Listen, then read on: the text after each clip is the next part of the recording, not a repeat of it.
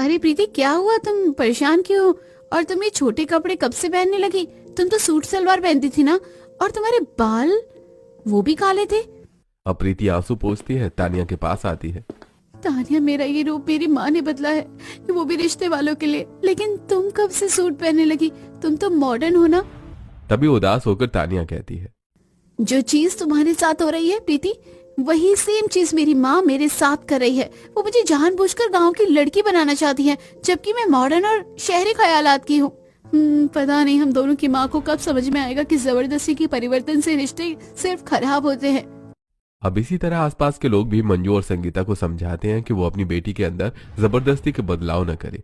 इसी तरह कुछ महीने गुजरते हैं और एक बार फिर से मॉडर्न और गांव की बेटी के लिए रिश्ता आता है। अरे मंजू जी, आपकी बेटी तो बहुत सुंदर है। और बेटी बताओ, कहाँ तक पढ़ी लिखी हो?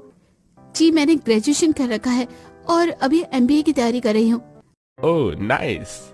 और बेटी, खाना बना लेती हो? जी बिल्कुल बना लेती हूँ। अच्छा तो फिर कुछ बनाकर लाओ अपने हाथ से। अब तानिया मुंह लटकाकर रसोई में आती है। बहुत हो गया, आज मैं कुछ न कुछ बनाकर लड़के वालों को खिला ही दूंगी। मेरी वजह से माँ की बहुत बेइज्जती होती है। अब जबरदस्ती तानिया खाना बनाने की कोशिश करती है और गरम तेल उसके हाथ पर गिर जाता है। मामा मेरा हाथ, मामा मेरा हाथ। अब सभी लोग घबराकर रसोई में आते हैं। अरे आप ठीक हो? अरे बेटी, तुम्हारा हाथ तो बहुत ज्यादा ही जल गया। तुम पहली बार खाना बना रही हो क्या?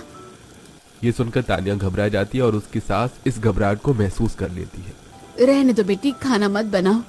अब सब लोग दोबारा सोफे पर बैठते हैं। और बेटी, पूजा पाठ करना जानती हो? जी थोड़ा बहुत, ज्यादा नहीं। वैसे गांव में गोबर के उपले भी बनाए जाते हैं, तुम बना लोगी बेटी?